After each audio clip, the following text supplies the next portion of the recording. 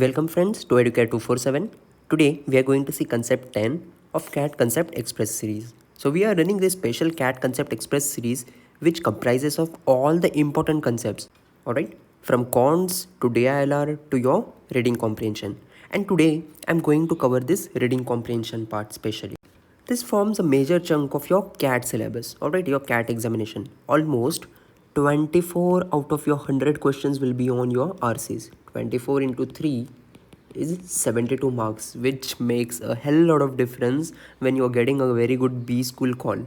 Alright, and there are a lot of B schools which focus primarily and majorly on your VARC scores. For example, FMS. Huge amount of weightage has been given to your VARC score. Alright, so that is why decoding reading comprehension strategies is very important, and trust me, you can solve this with proper approach. Hence we are going to decode the best approach to RCs. You can solve any RCs that are thrown in front of you. Alright, so let's get started. So the art of reading comprehension. First and foremost thing I would like to add apart from these points is start reading. Alright, start reading from foreign articles like NY Times, All Daily, alright, Washington Post, all this stuff. It's going to be very important, especially this Aeon. Over the previous years, the CAT RCs that have been coming in the examination have been picked up from these sources. So it is of utmost importance that you should be reading and you should be in sync with these articles. Alright, so let's get started. Go slow if required. Hurrying on doesn't help, especially in CAT. So let's suppose there's a passage in front of you and you go about reading it in a very pacey manner. Alright, you want to read it fast, but you have not understood any single word or any single inference from that passage. How will it help you? It will not help you to solve any questions, especially in CAT where the level of passages is quite good. Alright, so please go slow if required, where you should take 5 minutes. Even if you take 20 minutes, I'm fine with that. Alright, but you have to do it perfect. 20 is just exaggerated, but I'm just telling you the analogy over here. Alright, go slow if required. Identify the general idea or the crux of the passage. This is very important. If there is a passage on World War II which emphasizes that how Hitler did bad things in each and every paragraph, how his generals did bad thing, how his right hands did bad thing, alright, then you're talking about Hitler's leadership which had done bad thing. That is the crux of the complete passage. Alright, I hope you got the idea over here what I'm trying to tell you. So you have to identify the general idea. Alright, take snapshots or mini summaries for each individual paragraph. So what is this? So basically, suppose there is a paragraph of say 7 to 8 lines or 9 to 10 lines. Alright, you have to compress it. Alright, you have to compress the idea into 1 or 2 lines, the best lines which will represent all of these lines, because there will be for example and all that stuff which is junk which you do not require. Some things will be again and again round and round repeated, so you have to just compress it into a cream 1 or 2 lines which makes sense. All right, this will help you. So when you combine all those 1-2 lines for all the paragraphs, your summary for the complete passage will be ready, and you'll be in a position to answer any inference level question or factual question as well.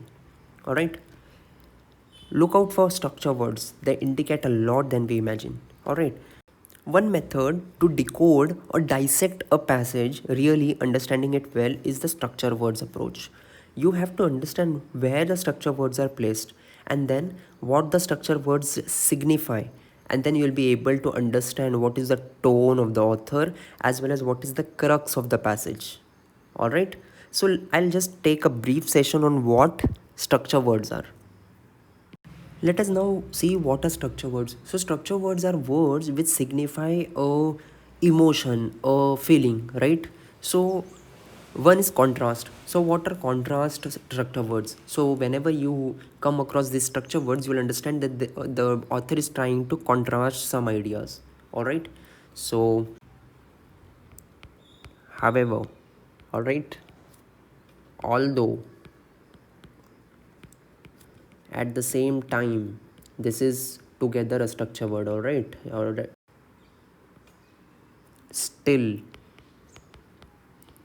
but, yet, otherwise, nonetheless. All right. So I'm giving you a exercise. Add more and more structure words. Just prepare a sheet and keep adding them. All right. Now we'll see cause and effect type. So when you come across cause and effect structure words, the author is trying to imply a cause and show an effect about that. All right. So some of the structure words are because, right? For that reason, correct? Therefore, hence, thus, since, so, as a result, right? As a result is very famous. Consequently, this is also frequently repeated by a lot of authors. So these are some of the cause and effect structure words. I hope you are getting the point about structure words now. All right.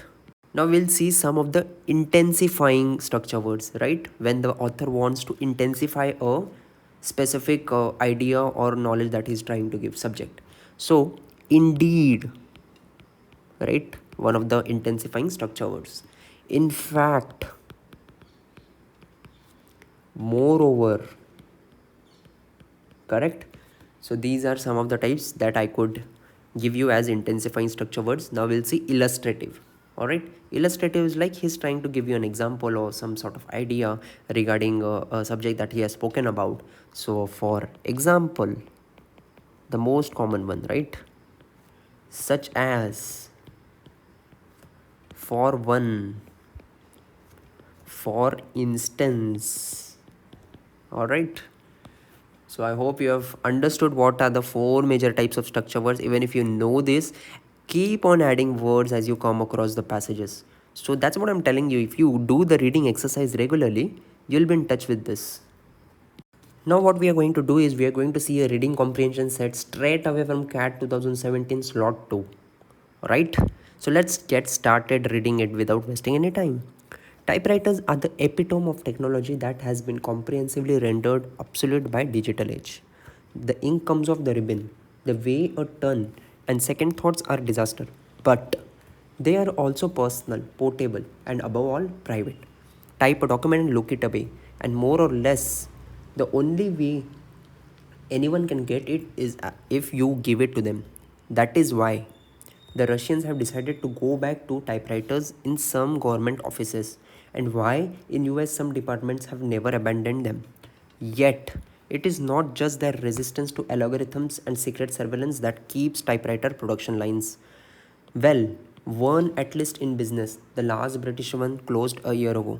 Nor it is the only nostalgic appeal of the metal body and the stout well-defined keys that make them popular on eBay. A typewriter demands something particular, attentiveness. By the time the paper is loaded, the ribbon tightened, the carriage written, the spacing and the margin set. There is a big premium on hitting the right key. That means sorting out ideas, pulling together a kind of order and organizing the details before actually striking off. There can be no thinking on screen with a typewriter, nor there are any easy distractions. No online shopping, no urgent emails, no Twitter, no need for even electricity, perfect for writing in a remote hideaway. The thinking process is accompanied by encouraging clack of keys and the ratchet of the carriage written ping.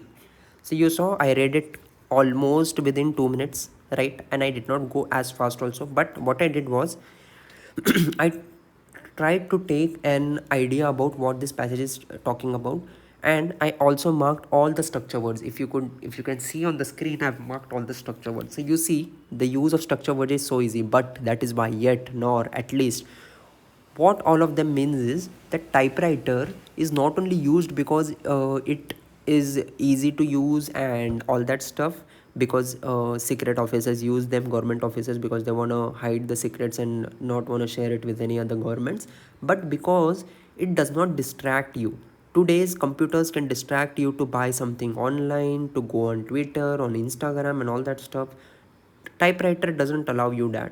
You make one mistake, you are gone. You have to be very attentive, right? So this was the main mini summary of the passage. Let us jump onto the questions now straight away. So the first question is, which one of the following best describes what the passage is trying to do? A very easy question because the options are very, extreme. You can eliminate them. Now you'll argue how extreme. So let us have a look at the first option. It describes why people continue to use typewriters even in the digital age. Yes, basically the whole passage was about why typewriters are being used, what are the basic benefits of using typewriters, and that translates into them not being obsolete till now, right? So yes, we'll consider option A, but we'll still read the other options. Option B, it argues that typewriters will continue to be used even though they are an obsolete technology. This is not what has been mentioned in the passage. It has just been mentioned that yeah, typewriters do not distract you, they require attentiveness, they do not share your secrets, they are very portable, all right, all that stuff. So this point has not been discussed, so eliminated. It highlights the personal benefits. No, not personal benefits, there are no personal benefits mentioned. Option D, it shows that computers offer, again wrong. You cannot compare something which has not been mentioned completely in the passage, and this point has not even been mentioned. Hence, option number A is your clear winner. Question number 2. According to the passage, some governments still use typewriters because. So this is again a very easy question. You should remember where this Russia and USA was mentioned.